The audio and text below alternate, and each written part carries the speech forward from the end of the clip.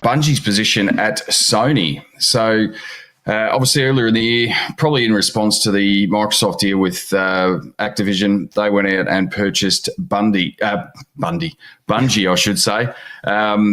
But at the time allowed them to remain an independent studio. So they weren't entirely bought in under the banner. Sony owned them, but allowed them to basically, continue on their merry way. So based on some recent earning reports that show that their main IP is Destiny 2. So income from that is about 45% below what they were expecting, Bungie. And then obviously the flow-on effect that Sony won't be making as much money out of it. So a bit of a drop-off there. I know that there's, I think the last piece of DLC has been pushed till mid-next year for Destiny 2. So whether that's had any impact or not, I'm not sure. But as a result of that reduced income stream that they're projecting at this stage, there's been some big layoffs as well. So the company itself has got about 1,200 employees. They've laid off, close to 10%, so around about the 100 mark. And, that was coupled with a hiring freeze as well. So, and on top of that, they've cut bonuses. They've reduced other expenditures within the company as well. So the morale, as I understand it, within the company itself has taken a pretty big hit, to be honest with you. Well, I'm glad they didn't cut their Christmas bonuses, because I could see people really losing their mind over that one. They have. Oh, what do you mean? No! How can you cut Christmas bonuses a month out? Outrageous. Full infringement notice. Crazy.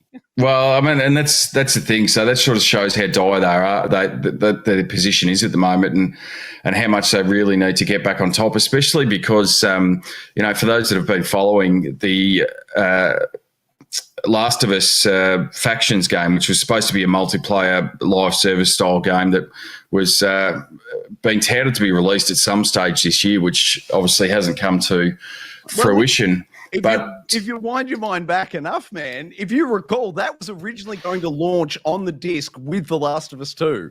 Well, originally, the plan was for them to launch simultaneously. Yeah, and I think my understanding was it was supposed to be sort of like a multiplayer tack on, and then it just sort of grew legs and got bigger and bigger, and that's why they took it off the release with the actual single-player game itself and thought we can spin this off into something else. And for all intents and purposes, my understanding is it's near enough ready to be launched and released. Now, the interesting part, and why I bring it up, is because since Bungie came on board with Sony, they've in effect shut it down and basically said, no, you haven't got a good enough hook in there. People won't last with it, and come up with some other criticisms and basically put it on the back burner to the point where it's still up in the air, and we haven't heard one way or the other whether it's been cancelled or whether it's still being worked on and tinkered a bit. But it's interesting that Bungie have come in as almost like the golden child, and then within 6 months they're almost the poison chalice of laying off staff, massive revenue falls. And the other thing is, I'm not sure if you've seen, Troy, so the actual makeup of the board structure of Bungie itself is that they were able to retain the vast majority of their board members, with a couple of Sony executives on there as well, that were sort of just in there just to monitor how things were going. There's actually a rider in the contract when they bought them is if Sony feels that they're not meeting projected fiscal outcomes, that they can in effect take over the board. So they can put their own people in and then in effect take control of Bungie itself, which was, as I said before, wasn't the original intent. They were supposed to remain independent, but the way it's going, it would certainly seem that they're certainly heading in that direction if these cost-cutting measures don't pay off. All right, mate, let me throw one at you. Spring it on you. Do you have your tinfoil cat handy? Do I have my tin? No, I don't. Because I don't. I've had to. Just imagine the tinfoil cat image is up. Here's my wild prediction: Neil Druckmann will be the new head of Bungie. Oh, yeah. I don't know how well that would go down, to be honest with you, because I reckon old Neil would have I was going to say he'd have a fair axe to grind, wouldn't he? Oh, yes, he does. And believe me, they've given old Jim Cryan the flick. They're going to be promoting up.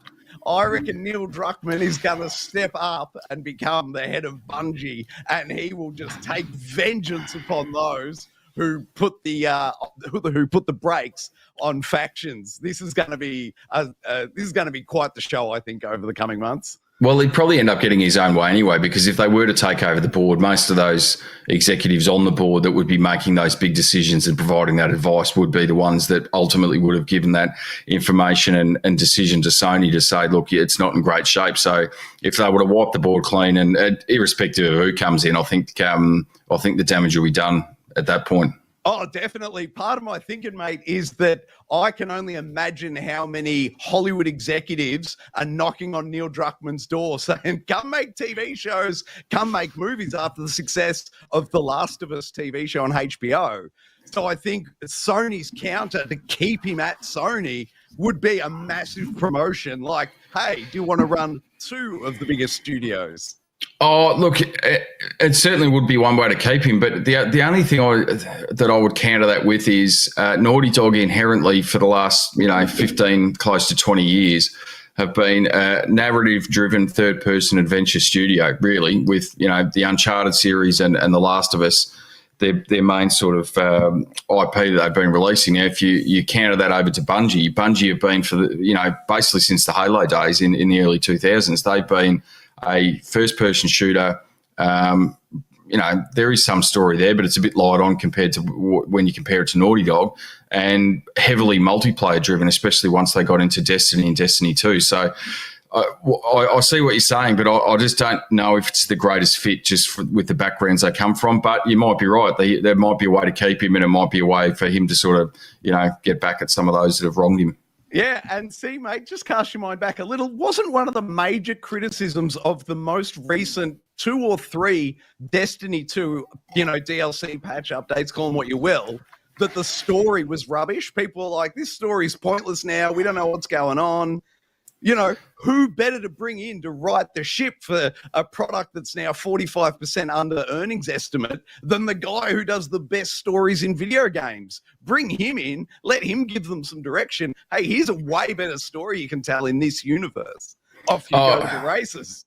Yeah, look, and that might be another way of looking at it is to get them back on track in that respect, because I think I played a little bit of Destiny 2 when it launched, but it never really hooked me more than maybe 10 or 15 hours, I don't think. But from my understanding, just the way that each of the extra content packs have been delivered, for anyone that was to jump into it now and try and have an understanding of what the background of the story is and what the current story is or the future, content packs to be dropped are, it's just a mind mess of various storylines and various factions, and there's whole ins and outs that you're almost at a point now where if you've never played it, you're not going to attract a new audience because there's just so much going on that unless you put all that to the side and just enjoy the gunplay, well, you sort of left there hanging, going, I don't understand what's going on. Or where are we? Who's this person? Who's that person? Because you've got no reference. Yeah, exactly. And the furthermore, mate, the launch Destiny 2 story campaign, what was that, Red War, I want to say? My best guess, it was close to Red War,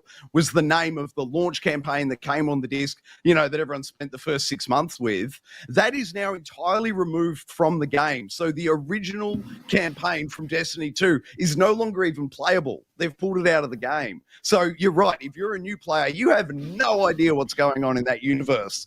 What a chance to reset everything and start telling a new story. I wonder who'd be a good story director. Oh, that was luck. Hey, that's something.